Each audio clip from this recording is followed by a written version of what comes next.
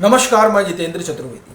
प्रधानमंत्री नरेंद्र मोदी ने ऐसा क्या कर दिया कि पूरी कांग्रेस जो है वो हिल गई है और जिन्हें पीएम इन वेटिंग कहा जाता है और माना जाता है नेता प्रतिपक्ष राहुल गांधी, उनके पैरों के नीचे की जमीन खिसक गई है। तब यह सवाल बड़ा मौजू हो जाता है कि जिन पीएम को लेकर ये कहा जा रहा था कि वो बैकफुट पर हैं, दरअसल उन पीएम ने ऐसा कौन सा दांव चला है जिसके कारण इस कदर भूकंप मचा हुआ है, हड़कंप मचा हुआ है। दूसरी चीज अमित शाह की करते हैं। अमित शाह की बड़ी छानबीन चल रही है, कहाँ है वो, लेकिन जिस तरह से वो सामने आ रहे हैं उसके बाद से पूरा जो लुटियन टीला है वो हिला हुआ है। तब यह प्रश्न खड़ा होता है कि आखिर में केंद्रीय गृह मंत्री अमित शाह ने क्या किया है। यूं तो वो आरोपों में घिरे हुए हैं, फिर वो चाहे लाठीचार्ज का मामला हो या फिर पायलट गन का। एक तरह से कहा जाए कि पूरा विपक्ष इसी मुद्दे को लेकर सदन नहीं चलने देना चाहता है। 3 सप्ताह गुजर गए डेडलॉक में, ठीक है साहब। यानी आलम यह हुआ कि जो सभापति महोदय हैं उनको कहना पड़ा कि भाई ठीक है, आप लोग जो है जो बात कह रहे हैं वो संदेश एचएम तक पहुंचा दिया जाएगा। ये देखिए, ये सवाल इसलिए भी बहुत गहरा हो जा रहा है कि आखिर अमित शाह खटक क्यों रहे हैं।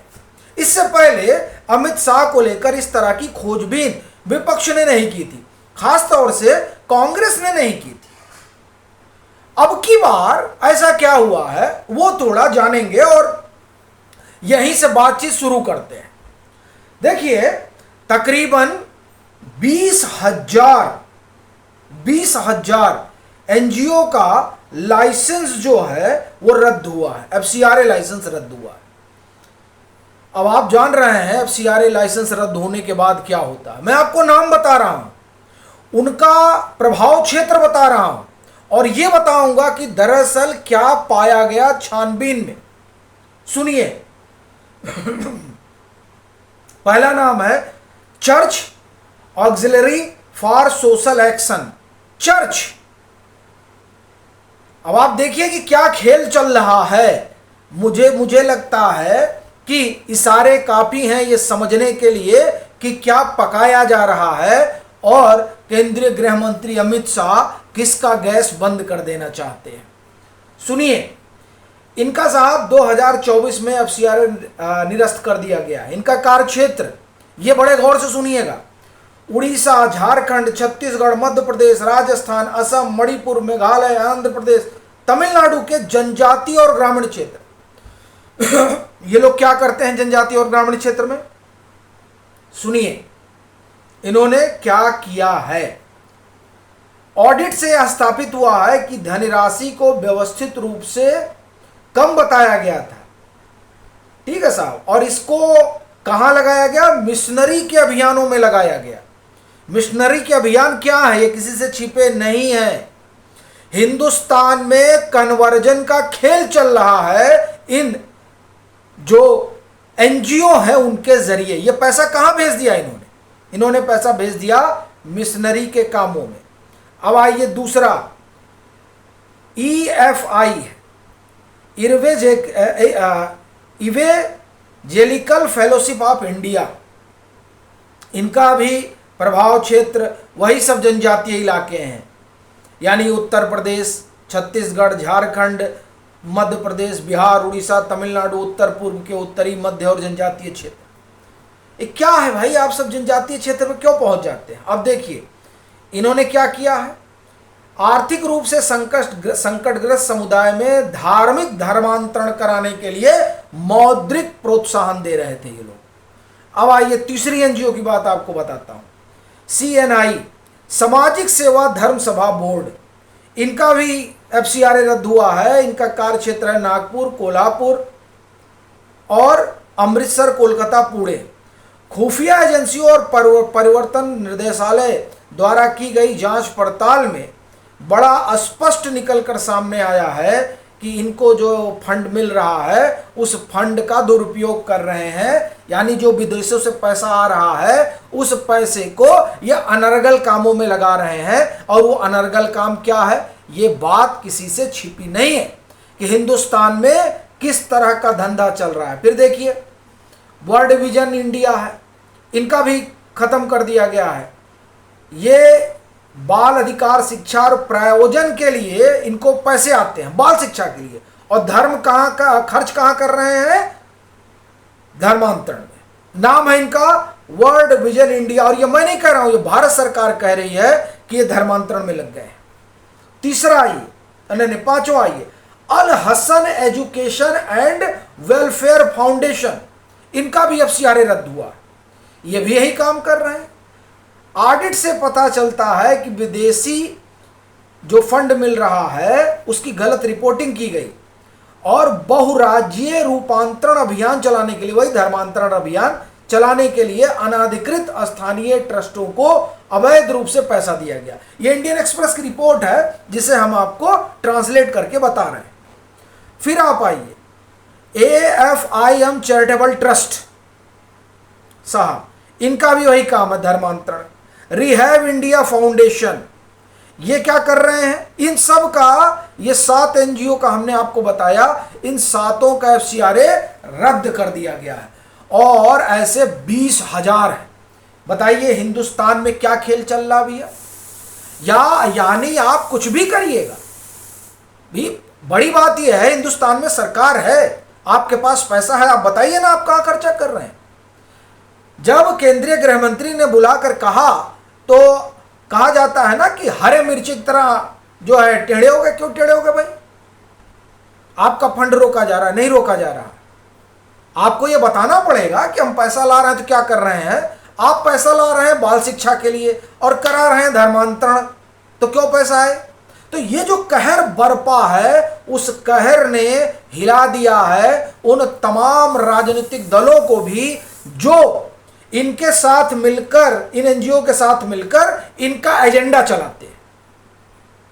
तो अब वो भी गिड़गिड़ाए हुए हैं। इसीलिए कहा जा रहा है कि कुछ एनडीए के जो सहयोगी हैं उनके भी पेट में दर्द हो रहा है।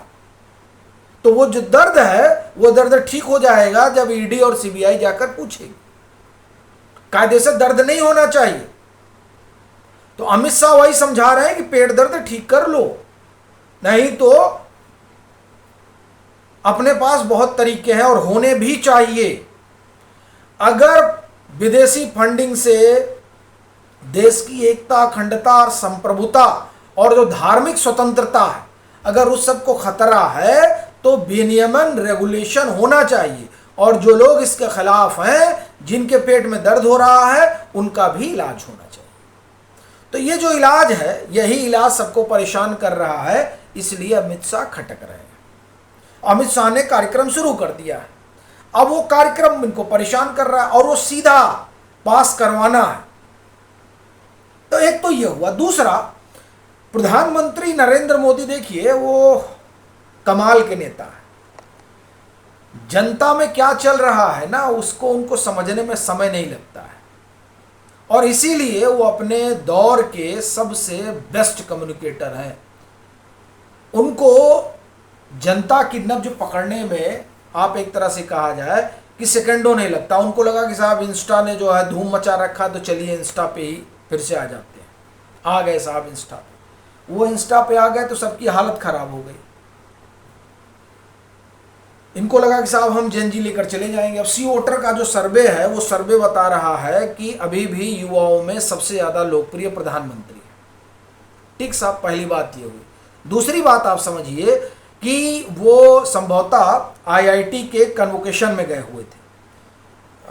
ये शायद आईआईटी दिल्ली का है या कहीं और का, एक बार हम कंफर्म कर लें, क्योंकि पीएम आज एक कार्यक्रम में थे। ठीक है साहब, वहाँ पीएम ने कहा कि हम आप पर भरोसा करते हैं और इस देश को विकसित भारत बनाने के लिए आपकी ज़रूरत है। सोचिए, पीएम जेनजी से संवाद कर रहे हैं। छात्रों की गूंज कार्यक्रम राहुल गांधी करना चाह रहे थे। अब अभी अपने को सूचना नहीं है हुआ कि नहीं हुआ। इलाहाबाद में स्थान तो नहीं दिया गया था, लेकिन छात्रों को जोड़ने की कवायद चल रही है। ठीक है, जो जोड़ना भी चाहिए। अगर सरकार ठीक काम नहीं कर रही है तो सरकार को कटघरे में खड़ा करना भी चाहिए, इसमें कोई दो राय नहीं है। अगर सरकार ठीक नहीं काम करेगी, जनता उनकी जवाबदेही तय करेगी और विपक्ष का ये काम है कि उसमें वो बढ़ चढ़कर हिस्सा ले, इसमें ये कोई गलत बात नहीं है। लेकिन ये लोग जो अभियान चलाना चाह रहे हैं, देखिए पीएम जो है ना, पीएम ने उस अभियान की हवा निकाल दी है। देखिए, इसीलिए कह रहा हूं कि राहुल गांधी हो या कोई हो, सबके तोते उड़े हुए हैं। जमीन ही किसका दी 2 मिनट में।